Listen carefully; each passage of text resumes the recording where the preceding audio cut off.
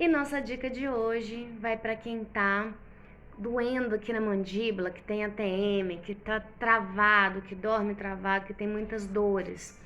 Essa dica é um auxiliar para relaxar essa musculatura. Então vamos lá, você vai pôr os dedos aqui de um lado e do outro, na frente, aqui, ó, do ouvido, e aí você vai abrir a boca. Vai formar um vácuo, um buraquinho. Você vai apertar 3 minutos esse local. E isso vai aliviar a tensão e vai relaxar a musculatura. Gostou dessa dica?